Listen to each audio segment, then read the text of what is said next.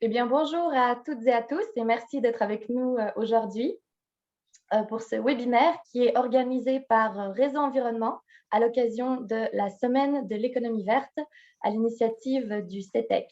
Le webinaire que vous allez écouter aujourd'hui s'intitule « Mieux assainir les eaux du Québec pour une économie verte » et va parler des recommandations d'assainissement 2.0 qui ont été publiées en mars dernier. Pour ce faire, nous aurons un intervenant, Monsieur Jean Paquin, qui est vice-président technologie chez Sanexen et qui est aussi un membre très actif chez Réseau Environnement et qui a participé très activement au comité assainissement 2.0. Avant de commencer, juste vous rappeler que vous pouvez interagir avec les personnes dans le chat et poser vos questions tout au long de la conférence et nous y reviendrons vers la fin. Donc, le bouton se trouve en bas de votre écran, en bas à droite, pour poser vos questions et vous pouvez sinon commenter avec la section chat.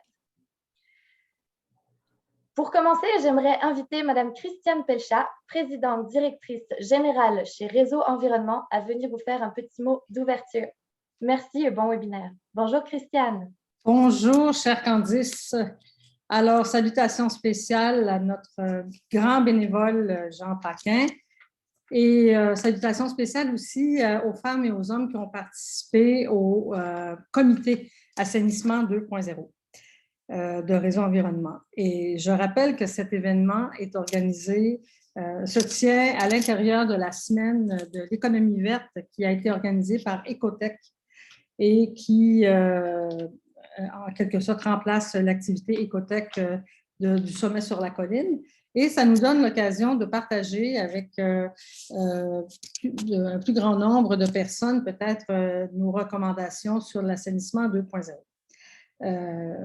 Et je rappelle que Réseau Environnement a adopté une nouvelle mission depuis 1 an et demi qui est d'être le catalyseur de l'économie verte au Québec. Et j'aime toujours rappeler qu'est-ce que l'économie verte. Ce n'est pas un slogan, ce n'est pas un slogan à la mode qu'on utilise à tort et à travers. Chez Réseau, quand on a adopté la nouvelle mission de Réseau Environnement, on a fait des recherches et on s'en est tenu et on a adopté la définition d'économie verte de l'ONU, qui a été reprise par d'autres organisations, dont l'OIF. Et c'est l'économie verte qui se veut sobre en carbone, qui veut créer des emplois propres et qui veut contribuer à la durabilité de notre planète et aussi contribuer à la justice sociale et faire en sorte que chaque être humain soit traité équitablement dans notre société. C'est important de le rappeler parce qu'on utilise souvent ce terme économie verte. Alors, c'est beaucoup plus qu'une définition, c'est une façon de vivre. Et c'est cette mission que s'est donnée Réseau Environnement. Alors, voilà ce que je voulais vous dire aujourd'hui, avant de vous laisser entendre mon ami Jean Paquin, qui vous parlera de nos fiches assainissement 2.0, qui sont essentiellement des recommandations que l'on a fait au gouvernement pour améliorer l'assainissement de nos eaux, accompagner un peu plus les municipalités dans le financement et peut-être même favoriser l'investissement dans une économie verte, c'est-à-dire de l'investissement dans les infrastructures en eau. Alors, c'est l'objectif aussi de nos fiches, un clé en main au gouvernement pour lui dire, quand tu fais la relance économique, par exemple, dans le projet de loi 67 déposé par le gouvernement du Québec pour relancer l'économie, il y a toutes sortes de projets d'agrandissement de routes, il y a la construction de viaducs, de ponts, il y a la construction de certains centres d'accueil, mais il n'y a pas d'investissement conséquent en assainissement des eaux et dans les infrastructures en eau. Alors, Réseau, on aimerait encore plus que le gouvernement s'investisse et investisse dans les infrastructures en eau. Et c'est pour ça qu'on leur donne des fiches qui sont rédigées et pensées par des expertes et des experts bénévoles et qui sont toutes prêtes à être mises en place. Merci beaucoup. Alors, voilà, Jean, je te cède la parole.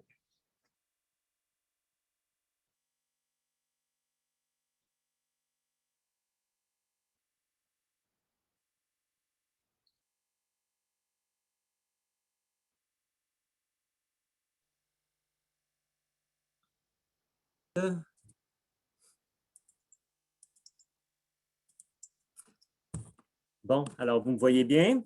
Alors, chez Réseau Environnement, on a créé un groupe de travail l'an dernier qui ciblait de faire des diagnostics sur la situation présente et faire des recommandations au gouvernement du Québec. Alors, la vision, c'est d'avoir des écosystèmes aquatiques d'excellente qualité, à la fois pour la protection de la santé humaine et la santé de l'environnement en vertu des principes de l'économie verte. Alors, l'objectif, c'est de recommander des actions pour mieux assainir les rejets aqueux d'origine humaine dans nos milieux naturels. Alors, on s'inscrit dans les objectifs de développement durable des Nations unies, particulièrement l'objectif numéro 3 sur la santé humaine et sur le bien-être et l'objectif numéro 6 sur l'eau propre et l'assainissement.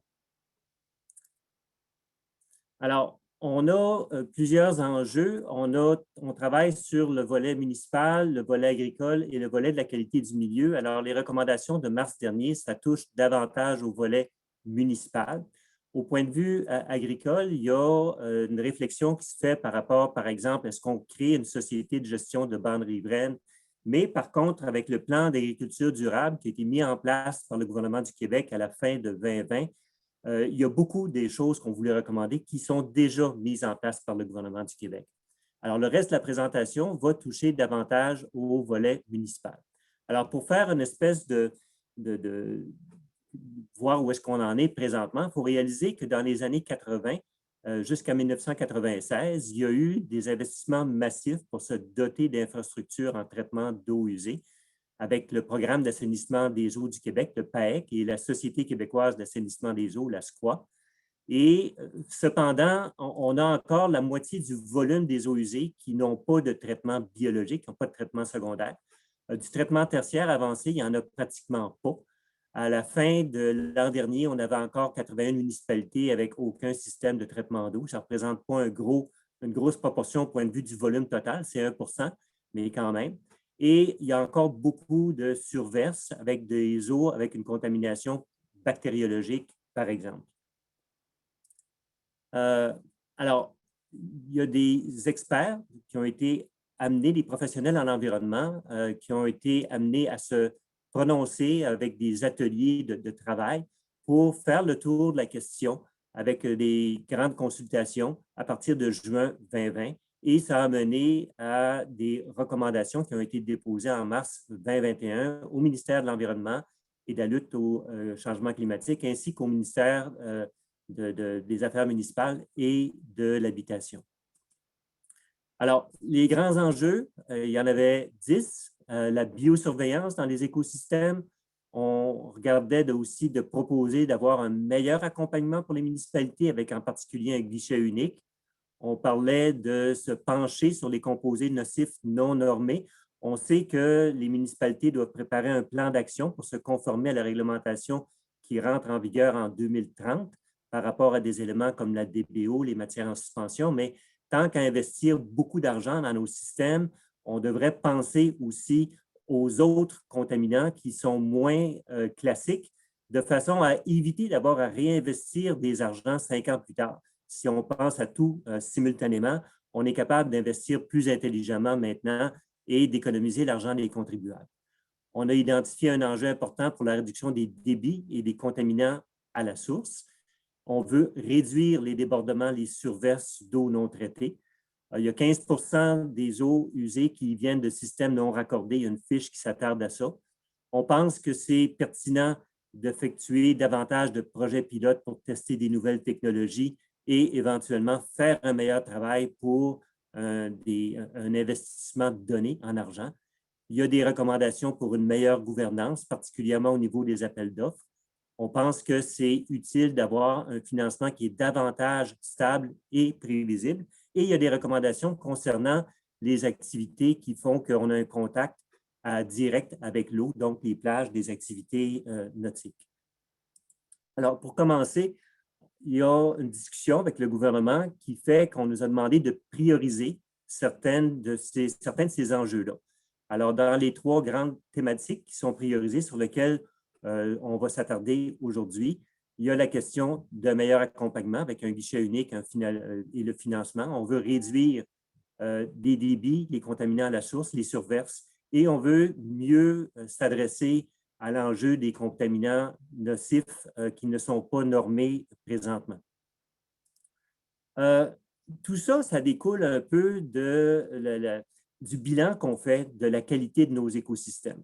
Alors, on veut mieux comprendre quels sont les problèmes et on veut que ces problèmes-là puissent nous guider dans nos actions et puissent guider aussi le succès de nos actions. Il y a en particulier des espèces sentinelles vulnérables en haut de la chaîne alimentaire. Je pense par exemple à la population de beluga, qui est encore en déclin. On parle de 900 individus présentement. On parle d'exposition humaine à certains composés nocifs qui sont importants, qui ont des effets économiques importants. Si on parle uniquement de l'exposition à des perturbateurs endocriniens, c'est un effet sur l'économie du Québec qui est de l'ordre de 7 milliards de dollars par année. Alors, à ce moment-là, ça justifie de bien investir notre argent pour avoir une population qui est davantage en santé. Quand on parle d'améliorer l'accompagnement auprès des municipalités, c'est qu'on a un vieillissement et un besoin de modernisation de nos stations de récupération des ressources en eau, qu'on appelle aussi des ouvrages municipaux d'assainissement d'eau usée. Le CIRIU parle d'un déficit d'investissement de l'ordre de 17 milliards de dollars au Québec pour les infrastructures en eau. On a vu qu'on a un rythme qu'on juge trop lent d'implantation de nouvelles infrastructures, d'infrastructures modernisées. Et on constate aussi que pour certaines municipalités, il y a des complexités qui ne sont pas obligatoires. On pourrait travailler sur ces complexités-là pour faciliter la vie des municipalités, de certaines municipalités, et de créer de meilleures infrastructures plus rapidement. Alors, dans les questionnements qu'on se fait, on voit que certaines municipalités ont à gérer des contacts avec beaucoup de ministères différents pour faire, par exemple, des essais d'archéologie pour la protection du territoire agricole et tout et tout. Et souvent, des petites municipalités sont mal outillées pour ça, tandis que les personnes à l'intérieur du ministère de l'Environnement et du ministère des Affaires municipales sont plus au fait de comment ça fonctionne. Et ce qu'on pense, c'est qu'il pourrait y avoir un ou une chargée de projet pour chaque municipalité pour mieux accompagner des municipalités dans toutes ces démarches-là. On voit aussi qu'il y a eu des problèmes importants au point de vue des villes agglomérées, parce qu'au point de vue des procédures, des différents programmes, ça a complexifié les choses, ça a retardé les choses. Alors, ce qu'on veut recommander, c'est de revoir un peu certaines règles administratives pour dire, voici la finalité à laquelle on veut arriver. Est-ce qu'on est capable peut-être d'aménager des règles administratives pour faciliter la vie des gens?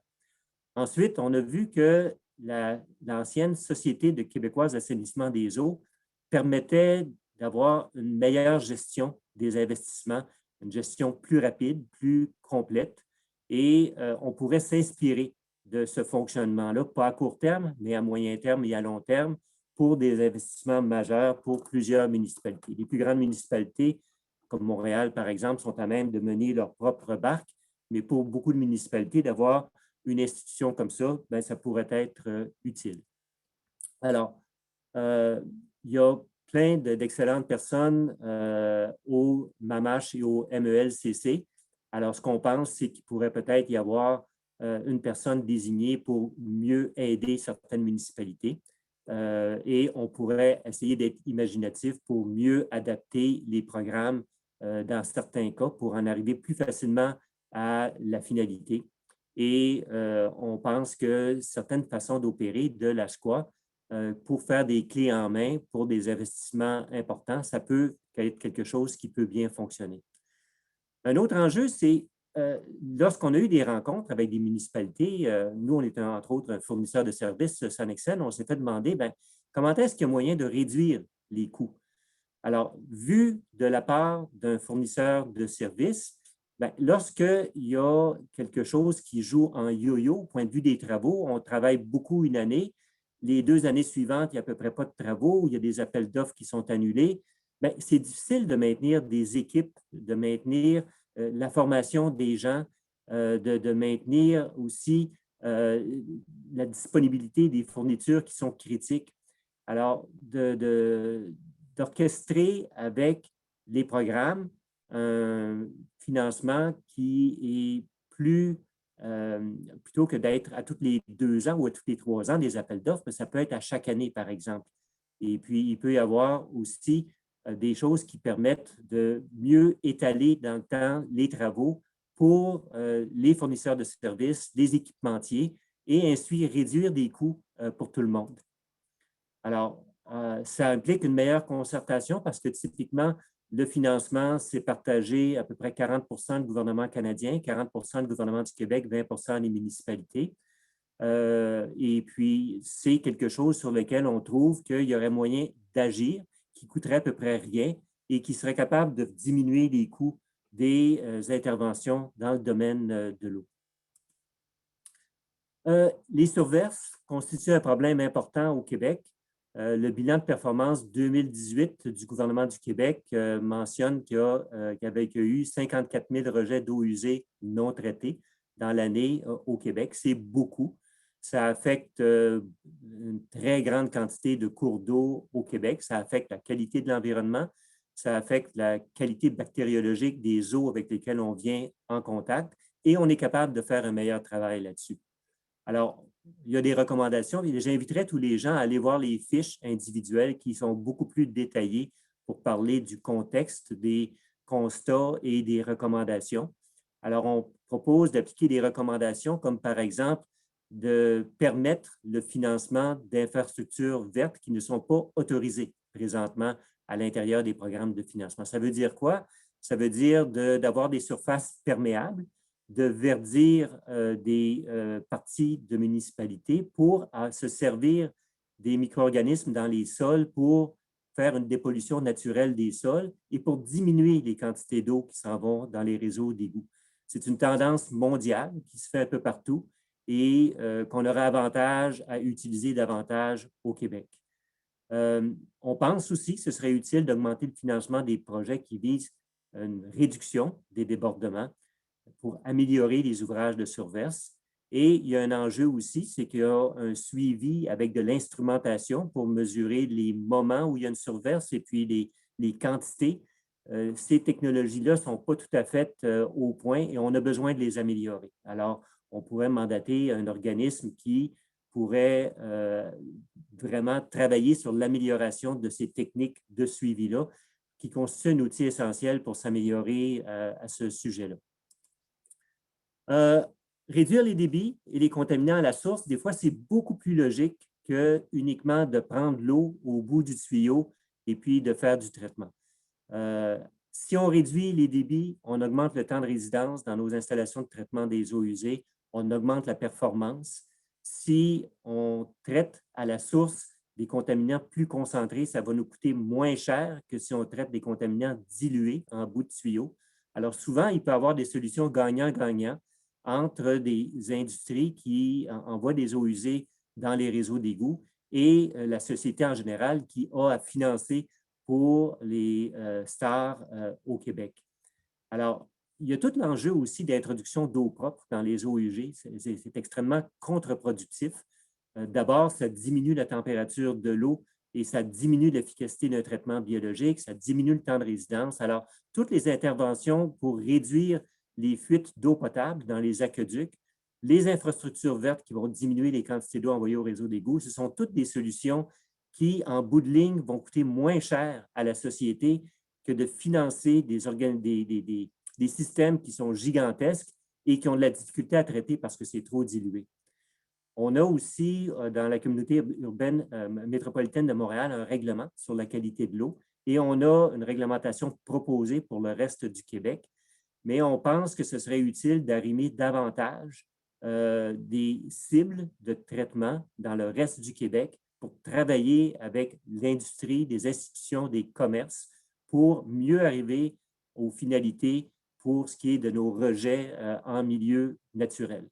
Alors, il y a un effort collectif qu'on croit qui devrait être fait avec avec les industries, les institutions qui constituent un enjeu. On pense à des hôpitaux, par exemple, parce qu'il y a des composés particuliers avec des hôpitaux qui constituent un enjeu. Quand c'est rendu au système de traitement municipal, c'est trop dilué pour qu'on soit capable de faire quelque chose d'utile à ce moment-là.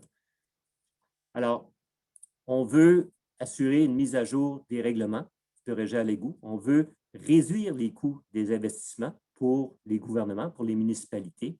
On veut améliorer les performances. On veut davantage corriger les problèmes à la source. On veut aussi rendre admissibles les programmes d'assistance financière pour des investissements en infrastructures vertes. On veut élargir le programme d'économie d'eau potable de Réseau Environnement. Présentement, ça se fait beaucoup pour le résidentiel, mais il peut y avoir énormément de bénéfices pour si on s'attaque aux institutions, commerces et industries aussi.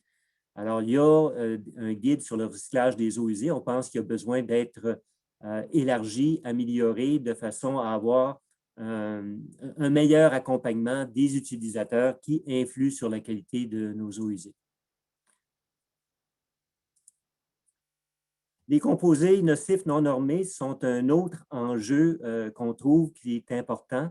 Si on s'attaque uniquement à des composés conventionnels, on se trouve à manquer le bateau pour plusieurs choses au point de vue des investissements qu'on fait. Les municipalités ont à déposer des plans d'action en 2022. Et puis, on devrait être capable de tenir compte d'autres enjeux. On sait que dans l'estuaire, le golfe du Saint-Laurent, on a un problème de zone hypoxie avec insuffisamment d'oxygène. Il y a un crash dans les pêcheries à cause de l'enjeu d'azote total. On ne parle pas seulement de l'azote ammoniacal qui est toxique, on parle de la totalité de l'azote, incluant le nitrate. On a tout l'enjeu des microplastiques qui influent avec le zooplancton. Le phytoplancton, c'est un vecteur de transmission d'un paquet de composés organiques qui sont dissous dans les plastiques. Tout l'enjeu de perturbateurs endocriniens, on pense en particulier à des composés comme des retardateurs de flamme bromés, des fluorosurfactants, des alcanes chlorés qui sont utilisés comme additifs dans des plastiques. On pense aux polluants organiques persistants visés par la Convention de Stockholm et qui se bioaccumulent dans la chaîne alimentaire et qui persistent pendant des décennies ou une centaine d'années. Il y a tout l'enjeu des biocides. On a vu ce qui s'est passé avec la COVID-19, mais là, demain, les prochaines années, il peut y avoir un enjeu avec d'autres pathogènes. Et le fait qu'on envoie beaucoup de biocides dans nos réseaux d'égouts, ça peut créer des problèmes d'espèces multirésistantes aux médicaments qu'on a présentement. Alors, c'est un enjeu sur lequel on devrait se pencher aussi. Aussi, un traitement tertiaire pour éliminer des pathogènes, c'est quelque chose de nécessaire. La Ville de Montréal le fait avec une nouvelle unité d'ozonation, mais c'est quelque chose qui devrait être élargi. Alors, des recommandations. Le ministère de l'Environnement a entrepris un travail de caractérisation sur quelque chose comme 350 micropolluants. Pourquoi micro? Ce n'est pas parce que les molécules sont petites, c'est parce qu'elles ont un effet à concentration très faible en microgrammes plutôt qu'en milligrammes. On pense que c'est utile de créer des indices de contamination pour des grandes catégories de contaminants, comme par exemple des composés organo-halogéniques qu'on est capable d'analyser globalement. On pense que dans plusieurs cas, on devrait faire des essais de toxicité chronique, donc à long terme, plutôt que des essais qui sont à court terme. Et on a un besoin de se concerter avec les gouvernements en amont du Québec, l'Ontario, les États-Unis, pour avoir des critères pour les composés non normés, comme pour réduire le flux massique d'azote total, parce que le Québec est loin d'être le seul contributeur pour ce qui coule dans le fleuve Saint-Laurent. Alors, on peut cibler aussi des objectifs de qualité d'effluent par rapport à tous les composés non normés. On ne parle pas nécessairement de recommander, de réglementer, mais on parle d'avoir des objectifs. Et on veut concevoir, améliorer, mettre en place des meilleurs systèmes de traitement à la fois primaire, secondaire et surtout tertiaire avancé. Alors, ça complète la présentation. Le travail se poursuit. Alors, vous avez la personne contact, Candice, qui a fait l'introduction avec son courrier électronique ici. La participation à notre initiative s'est ouverte à tous les professionnels en environnement.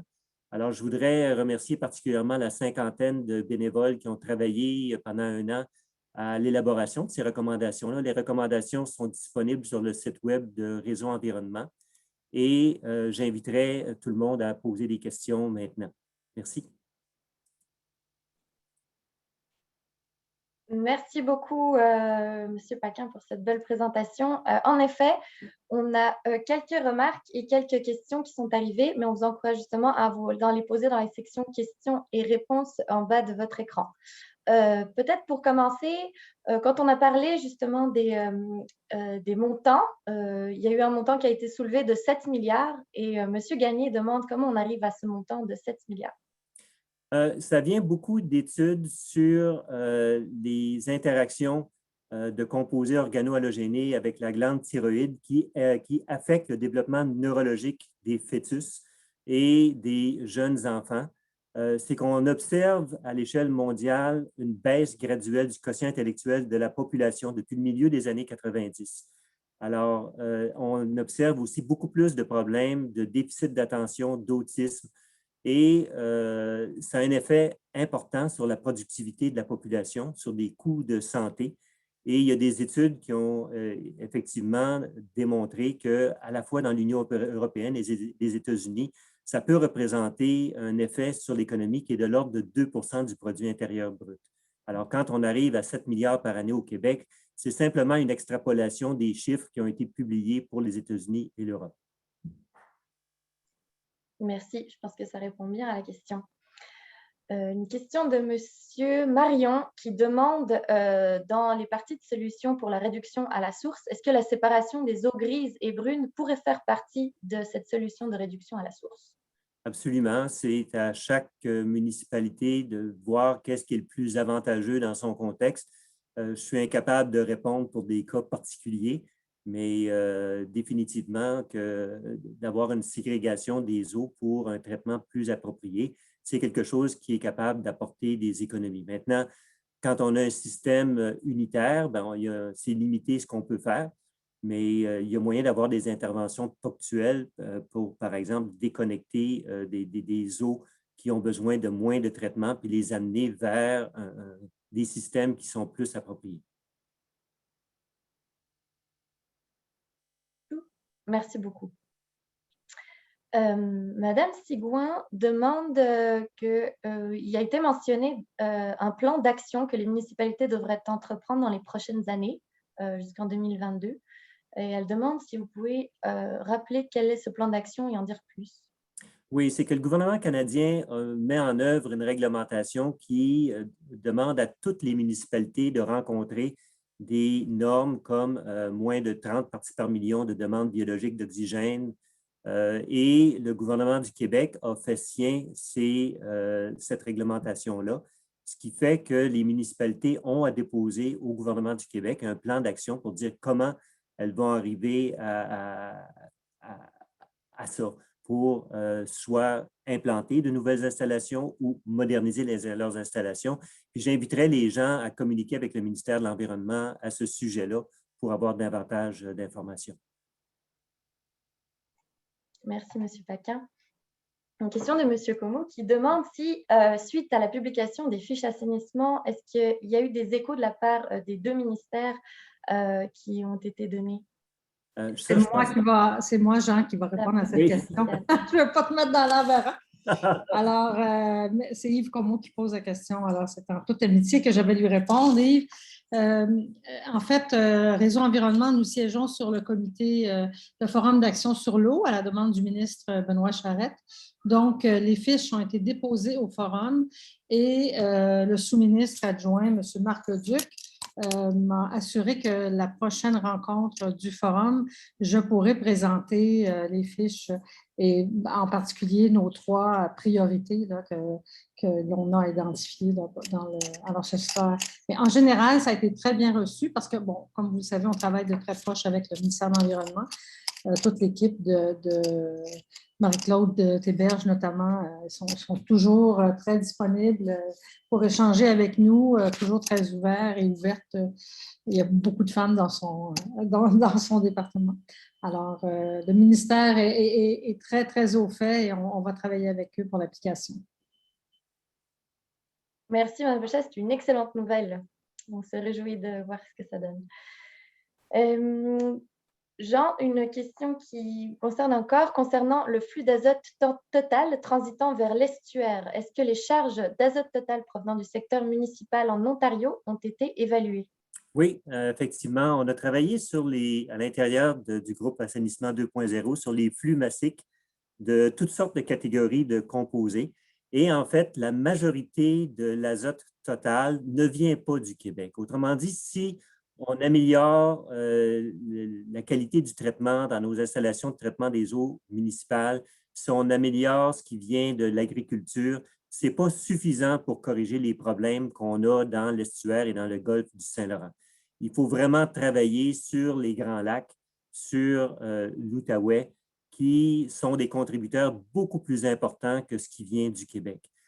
L'enjeu, c'est qu'en eau douce, le nutriment qui est le problème principal, c'est le phosphore. Alors, l'azote est quelque chose qui est pas mal ignoré en amont du côté des États-Unis et de l'Ontario parce que ça a relativement peu d'effet là-bas. Par contre, dans les eaux marines, dans l'estuaire, dans le Golfe, combiné avec les enjeux des changements climatiques, bien, ça a un effet important. On voit que le trop d'azote total et d'autres nutriments, ça amène une acidification du milieu, ça amène une carence en oxygène dans les zones profondes. Alors, ça affecte des espèces comme le flétan et ça affecte les pêcheries, ça affecte la qualité des écosystèmes et on ne peut pas régler ça tout seul. C'est pour ça que ça prend absolument une collaboration avec les autres juridictions pour s'attaquer à ce problème-là. L'azote total, c'est un exemple, mais les autres composés nocifs non normés, c'est la même chose.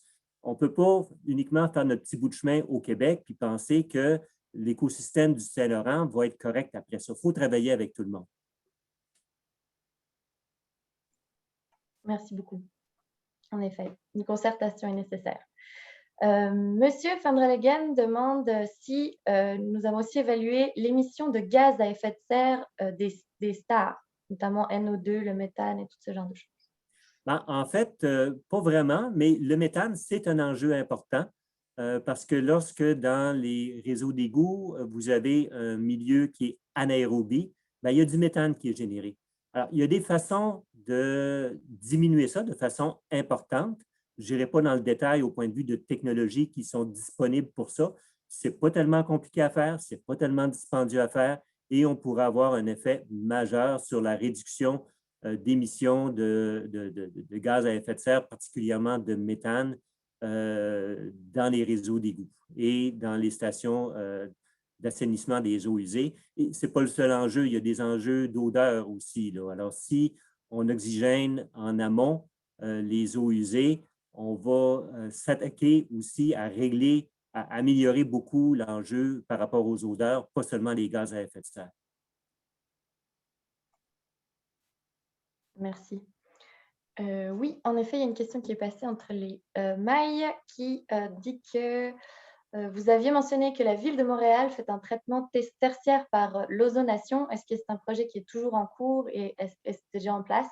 Et si vous Bien, c'est un investissement qui est de l'ordre de 350 millions de dollars. Ce n'est pas en place encore.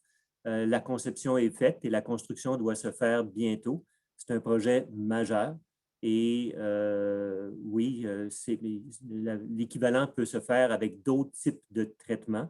Ce qui est bien avec l'ozonation, c'est qu'on s'attaque à plusieurs contaminants émergents. On s'attaque aux pathogènes. Mais il y a différentes techniques qui sont utilisables pour faire un traitement tertiaire, un traitement avancé. Et selon le mix de composés présents dans un effluent municipal, bien, ce ne sera pas nécessairement la même technologie ou la même combinaison de technologies qui va être la plus pertinente. On peut remarquer que dans les municipalités qui ont des bassins aérés de grandes dimensions, des étangs aérés, il y a déjà un certain traitement tertiaire qui se fait à cause de l'ultraviolet du soleil. Alors, un traitement avec des étangs aérés, ce n'est pas si basique que ça. Il y a un élément qui est positif là-dedans, sauf évidemment en hiver, là, où il y a de la glace et le rayonnement solaire n'est pas efficace. Mais ça, c'est quelque chose aussi à prendre en considération. Merci, M. Paquin. Y a-t-il des exemples de réutilisation des eaux traitées de projets secondaires avancés avec un traitement tertiaire?